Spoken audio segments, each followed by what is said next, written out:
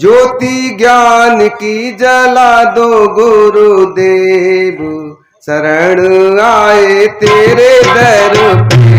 ज्योति ज्ञान की जला दो गुरुदेव, शरण आए। ज्योति ज्ञान की, सभी बोलेंगे।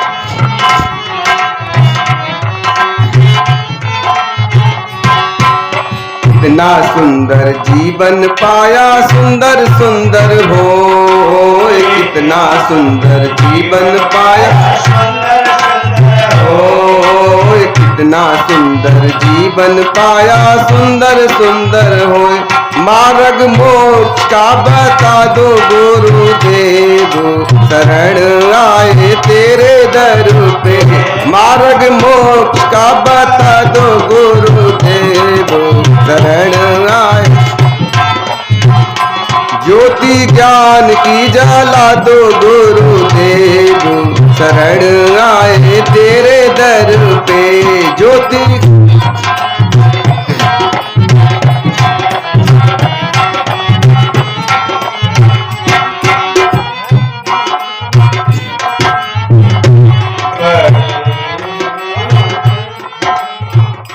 हाँ, गंगा यमुना खूब नहाया, मलमल काया धोए। गंगा यमुना खूब नहाया, मलमल काया धोए। गंगा यमुना खूब नहाया, मलमल काया धोए। गंगा ज्ञान की बहा दो गुरुदेव, शरण आए तेरे दर पे। गंगा ज्ञान की बहा दो गुरुदेव। ज्योति ज्ञान की जला दो गुरुदेव, शरण आए तेरे दर पे। ज्योति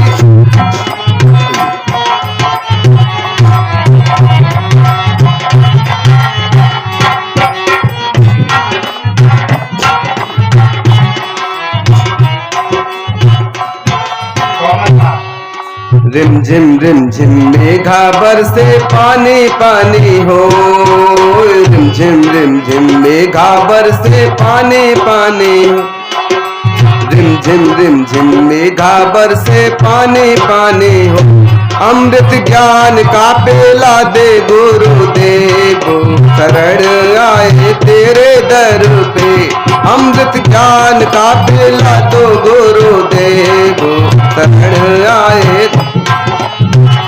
ज्योति ज्ञान की जला दो गुरुदेव, शरण आए तेरे दर पे। ज्योति ज्ञान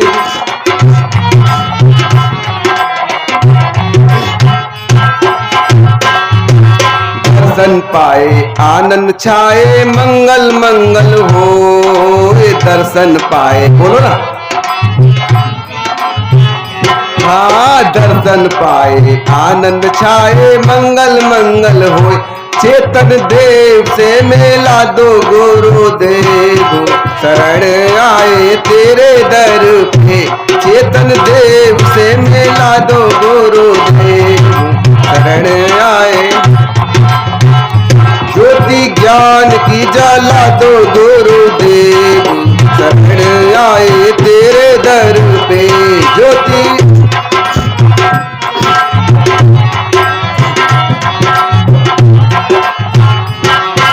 मेरी नैया आपके भैया पार करो गुरुदेव। मेरी नैया आपके भैया पार करो गुरुदेव। प्रभाकर रोशनी दिखा दो गुरुदेव, शरण आए तेरे दर पे। प्रभाकर रोशनी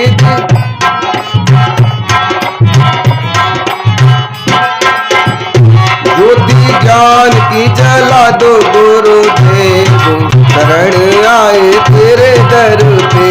ज्योति ज्ञान की जला दो गुरुदेव, शरण आए तेरे दर पे। ज्योति ज्ञान की जला दो।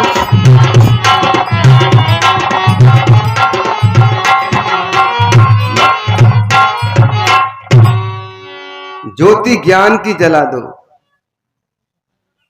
ज्ञान की ज्योति में वो दम है जो अनादि काल का जो आपका अज्ञान है, वासना है, भ्रम है, भूल है, वो दिखता है उसमें। सूर्य के प्रकाश में दम नहीं, सूर्य का प्रकाश वहां पहुंचता नहीं है, पूरे संसार को प्रकाशित करता है, आलोकित करता है सूर्य। परंतु जहां पर अज्ञान है, अंधकार है, भ्रम है, भूल है, वासना है, उसको नहीं बताता है, उसमें दिखाई नहीं देता। ये शक्ति किस में है? ज्ञान की ज्योति में। सदगुरु के ज्ञान में वो दम है, उनके ज्ञान में वो प्रकाश है, ये सब दिखता है। ये भूल है, ये भ्रम है, ये मान्यता है, ये कल्पना है, आसक्ति है, मोह ममता है, ये उसमें दिखता है। संसार के प्रकाश में ये सूर्य प्रकाशित करता है, ये नहीं दिखता उसमें। छोटा दृष्टांत है, एक था आदमी, नाम का आदमी था वो, उसके बाल उलझे हुए, नाखून बड़े हुए, उसका चेहरा बोरा विकृत, बाल बड़े हुए, न नहाया न धोया कई सालों से, दुर्गंध मारती थी। उस आदमी के दिमाग में आया कि आज मैं यहां राज्य के राजा से मिलूंगा। जैसे ही राज दरबार पहुंचा तो सिपाहियों ने पकड़ लिया। भीतर कहां जा रहा है? कौन है रे तू? कि मैं आदमी हूं, नहीं दिख रहा तेरे को कि तू आदमी है? न जानवर जैसा लग रहा, न आदमी जैसा लग रहा, तू कौन है? चल भाग। और जिद करने लगा भीतर घुसने के लिए। भीतर कौन है? सिपाहियों ने कहा इतना जिद क्यों कर रहा है तू? दूर हट जा, दुर्गंध मारे तेरे से, नाखून लग जाएंगे। उसे क्या क्या करे? नाखून मार दे, जहर, आदमी मरी जाए। बड़ा भयंकर आदमी था वो। उसे डर रहे सिपाही लोग, दांत मार दे, हाथ मार दे, नाखून लग जाए। कौन है भीतर? किससे मिलना है? मिलना मेरा भैया रहता है। उस आदमी ने कहा सिपाहियों से, मेरा भाई रहता है अंदर। अंदर तुम्हारा कौन भाई है? अरे सबसे बड़ी गद्दी बैठता है ना, वही मेरा भाई है। राजा साहब, महाराज कहा? चल, कहां तू, तेरी दशा देख, और कहा राजा, तेरा भाई कैसे हो सकती है? वो जिद करके चला गया भीतर। वहां सिपाही खड़े हुए थे दरवाजे पर, उन्होंने रोका, प्रयास किया, खेचातानी होने लगी, तू मैं होने लगी। भीतर महाराज ने सुन लिया, ये क्या हो रहा है गेट पे, हु हल्ला। जाओ देखो, एक आदमी है, वो कहता है कि राजा साहब हमारे भाई साहब हैं। कि भाई ये तो राज दरबार है, कोई भी आ सकता है। कि आदमी नहीं है वो जानवर भी नहीं है। कि कैसा है? कि न आदमी है न जानवर है। अरे आदमी सी शकल का तो है। हाँ, आदमी शकल का तो है, न उसके बाल सुंदर, न आंख सुंदर, न हाथ सुंदर, कुछ सुंदर नहीं, दुर्गंध मार रही है। कि आने दो। जैसे ही उस आदमी को महाराज ने देखा, और महाराज सिंहासन से खड़े हुए और जा करके उसे गले से लगा लिए। अब विद्वान लोग, जब राजा उठ जाए तो और लोग भी, मंत्री विद्वान सब खड़े हो गए, आश्चर्य करने लगे, महाराज आप ये इस व्यक्ति से कैसे मिले? कि होश से बोलना, ये कौन है तुम्हारा? कि ये मेरा भाई है। ये सही बोला, ये हमारे भाई साहब हैं। कि महाराज असमंजस में पड़ रहे हैं, भ्रम में पड़ रहे हैं, आप हमारी शंका समाधान कीजिए, आपके भाई कैसे हैं? कि भाई हमारे हैं। तो महाराज ने पूछा उस आदमी से, भाई साहब और हालचाल कैसे हैं? उस आदमी ने कहा, देख लो यही हाल है हमारे, देख लो नीचे से ऊपर तक यही हाल है हमारे। और हमारी मौसी कैसी हैं? जो आपकी माताजी हैं और हमारी मौसी हैं, वो कैसी हैं? उस आदमी ने कहा, महाराज मैं जब घर से चला था तो श्वासें लंबी लंबी चल रही थी उसकी।